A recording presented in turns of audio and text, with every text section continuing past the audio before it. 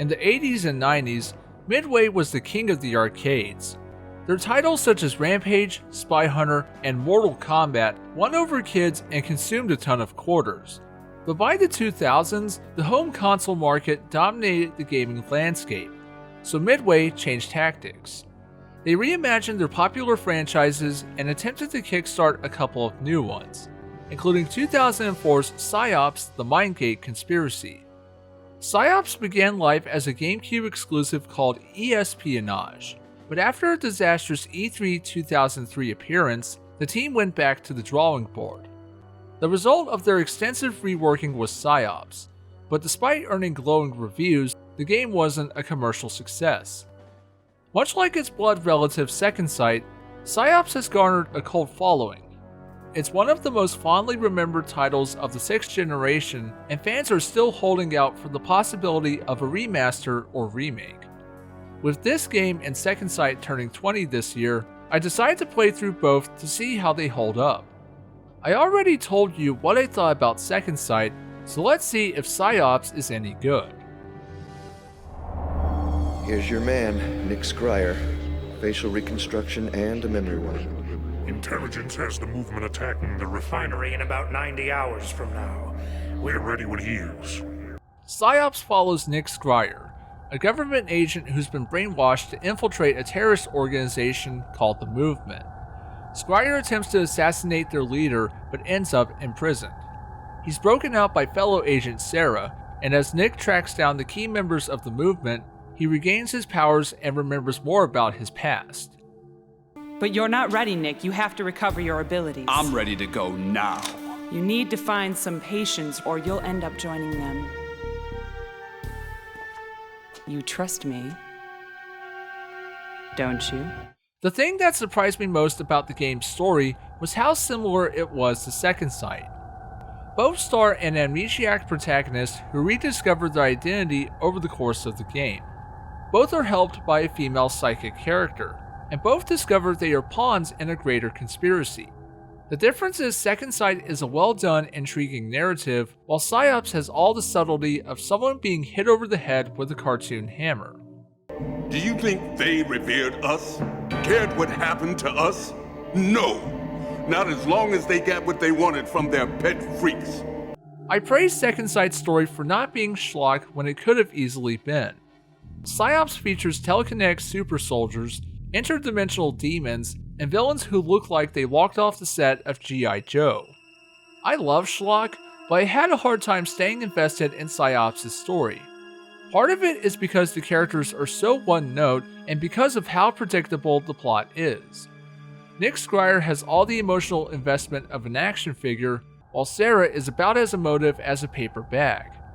The story hits all the beats you'd expect, and any attempts at a plot twist fall flat.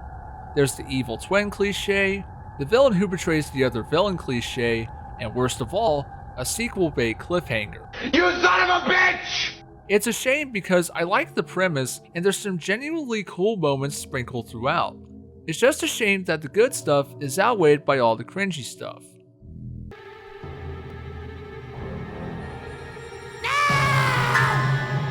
Scryer's gone. It's my body now. Cringe. Psi-Ops is a third-person shooter with a psychic twist. Nick will run and gun his way through various locations including a missile silo, a high-rise, and an H.R. Giger-esque spaceship. Unlike Second Sight, which took a methodical approach to psychic powers, Psi-Ops is more about indulging in the power fantasy of wielding psychic powers. It's a game where you can throw soldiers like toys and pop their brains like a balloon. It's got its flaws, but it's also a ton of fun. All right, Nick. Let's start your telekinesis training. To keep it simple, I'm going to start referring to telekinesis as TK from now on. Nick unlocks an assortment of psychic abilities across the campaign. This includes telekinesis, remote viewing, mind drain, possession, pyrokinesis, and aura view. Telekinesis is self-explanatory. It lets you grab and throw people and objects. It can also be used to grab faraway items to bring to Nick. Next is remote viewing, which lets you see ahead in levels and monitor enemy patrols. Mind Drain lets you gain energy by sucking it out of hapless scientists and soldiers. You get more energy if you drain them alive versus draining them dead. Possession lets you possess unsuspecting enemies and use them to unlock inaccessible areas or to attack their buddies. Pyrokinesis lets you burn things with your mind, and Aura View lets you see things invisible to the naked eye. That's gotta hurt! Each unlocked ability is accompanied by a flashback that doubles as a tutorial. These sections let you test out your powers on the guinea pigs, scientists, and soldiers. The controls make it easy to swap between abilities, and you can even do things like grab a guy with TK and shoot him mid-air. All the abilities are fun to use, and it's even more rewarding when you use your abilities to solve problems, like opening a gate you can't open yourself. Just like lighting a stick of dynamite. On its own, the combat is alright. The spotty bullet spread on most guns makes it hard for the gunplay to stand out, but when you factor in the cool psychic powers, then it becomes more bearable. The game encourages you to use your powers as much as possible. Why shoot a guy when you can throw him into a wall, or an explosive, or his buddy, or off a ledge? Don't shoot an explosive barrel, grab it with TK and watch it create a chain reaction of explosions and dead bodies. There's plenty of mayhem to go around in Psi-Ops, and the Havoc physics engine enhances the chaos. It's fun grabbing stuff and throwing it to see what happens next. It's equally fun to do things like throw guys into furnaces or expose electricity. As sadistic as this sounds, it's very much played for laughs. This is the same studio that gave us Mortal Kombat, and the head-popping, soldier-burning action doesn't look out of place next to MK's violence. Let's use telekinesis to throw objects at live targets. Don't worry, these guys get well paid. It also makes up for the mediocre gunplay. You have an assortment of guns, most of which are as accurate and effective as a water gun. Even when you're locked onto an enemy and burst firing, you'll miss more than you hit. The game tries to do stealth, keyword is tries.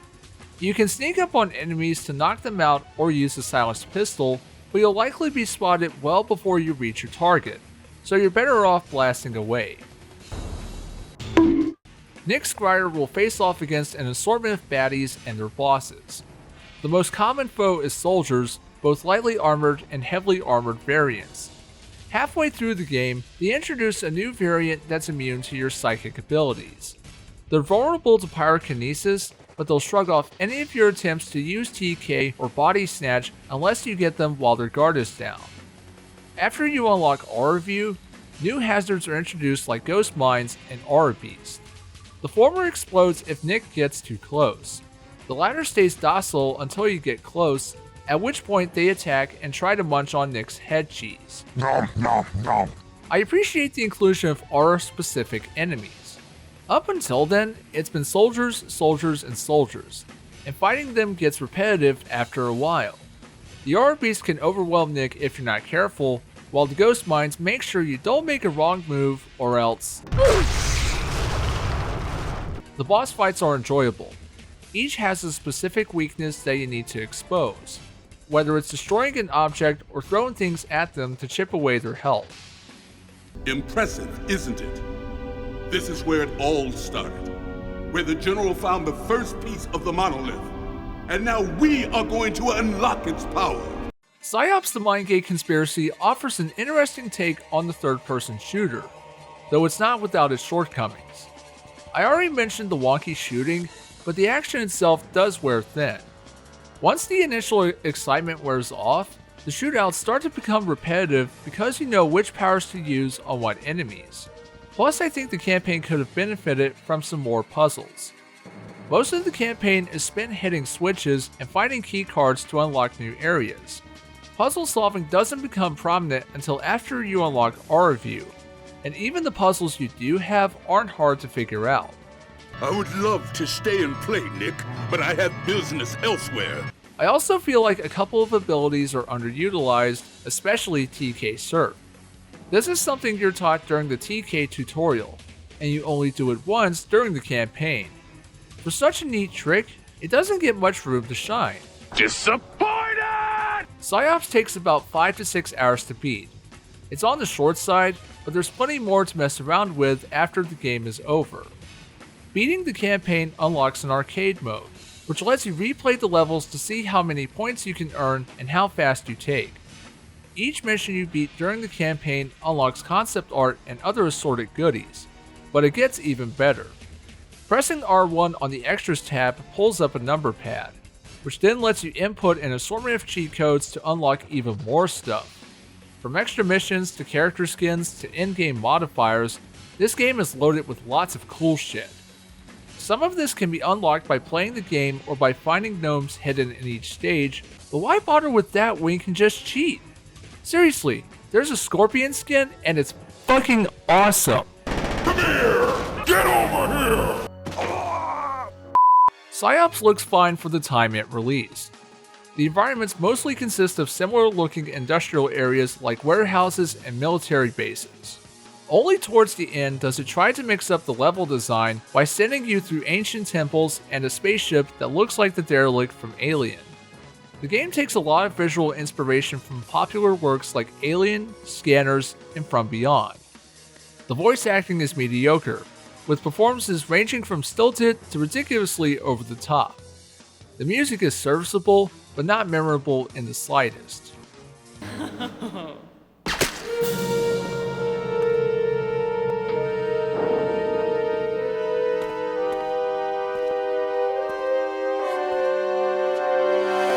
Mom always did like me best, bitch. Psi-Ops may have a flimsy story and mediocre shooting, but you're not here for the plot, you're here to raise hell with psychic powers. It starts strong, but kind of peters out during the midsection and picks up steam during the finale. No one will ever unlock the power of the monolith again. Now for the bigger question. Do I prefer Second Sight or Psi-Ops? If I'm being honest, I prefer Second Sight. As much as I love Psi-Ops for its psychic mayhem, Second Sight is the more well-rounded, polished experience. It's not about how much shit you can destroy, it's about using your powers to solve difficult situations. Psi-Ops has physics mayhem, but a story that is subtle as a wet fart. The psychic powers are fun, but the gunplay is average at best. It's a shame Psi-Ops didn't get a sequel because there's room for improvement and room to go even more nuts with the psychic powers. Instead, the team that worked on this went on to make Stranglehold, which isn't a bad thing as Stranglehold kicks ass. At the end of the day, Psi-Ops is good but not great, but the fact you can dress up as Scorpion redeems any problems this game has.